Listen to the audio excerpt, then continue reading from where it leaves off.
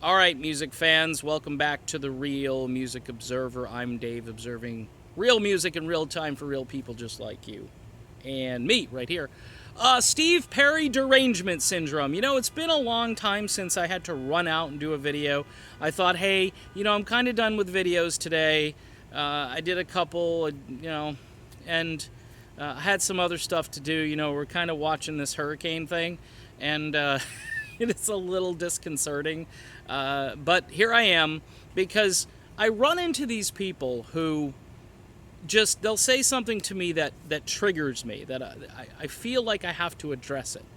And, it's like saying, hey, I know you guys like this fake imitation version of Steve Perry over here, okay? And I'll be blunt, I'll just say, I understand there are people that are never, ever, ever going to warm up to the idea of a Journey tribute band with a singer that looks and sounds like Steve Perry. Just not going to happen for them.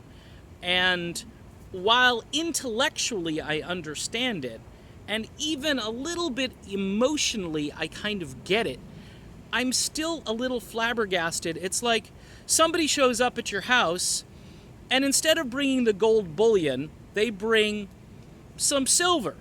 And it's high quality silver. And we don't have gold. The gold is only for certain people, and the gold may be something we'll never see again, but I brought you this silver. No, no, no. I can't accept the silver. There'll never be gold again, so I'm not accepting the silver. I know it's a horrible analogy, but gold, silver, maybe it's platinum. I don't know. I'm just precious metals. Gold is the Steve Perry standard. I get that.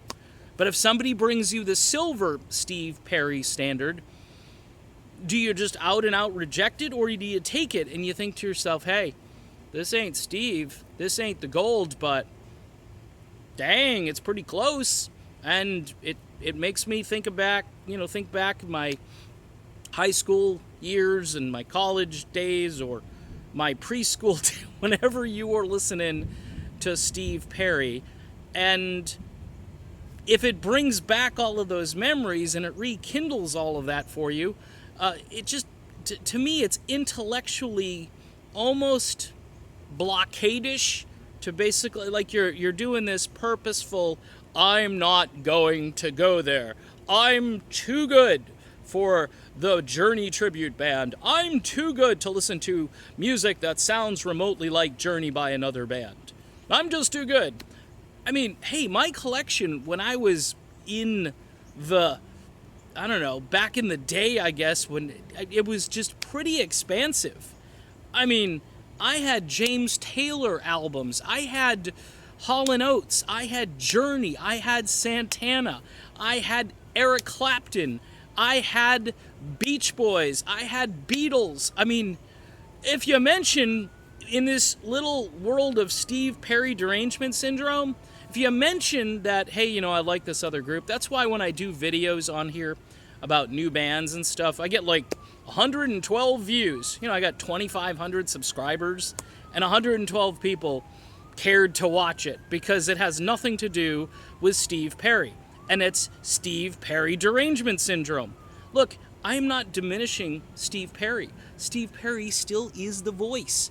But is he coming over to your house to sing anytime soon?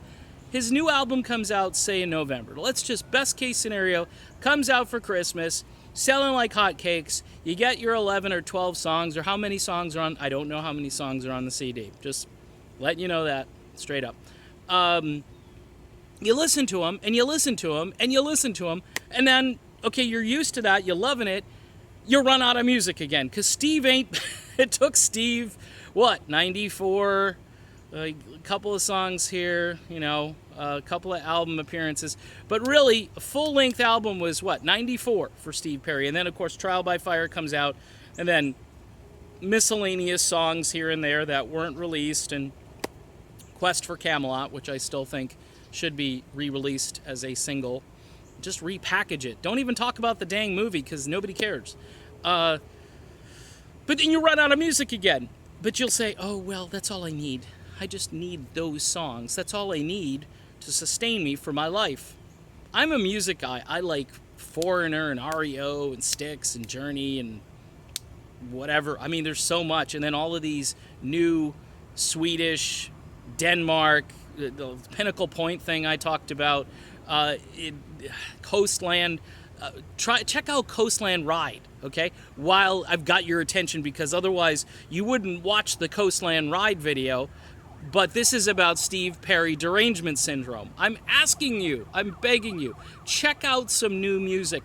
Broaden your horizons. I have this conversation all the time with people like, well, I only like such and such, and that's all I listen to, and when are you going to give us some information? Well, when I have it, I'll give it to you. But in the meantime, check out some other music. Well, I'm just going to go back and listen to For the Love of Strange Medicine again, and I'll wait, and I'll be patient, and it'll be out soon, and you'll tell me, right? Of course I'll tell you. But in the meantime, take some medication for the Steve Perry derangement syndrome. I'm not telling you not to like Steve Perry, but for the love of Pete, it gets a little bit weird sometimes. I love Steve Perry and I love Journey, but there are a lot of other things out there that get my attention musically speaking, and I don't know.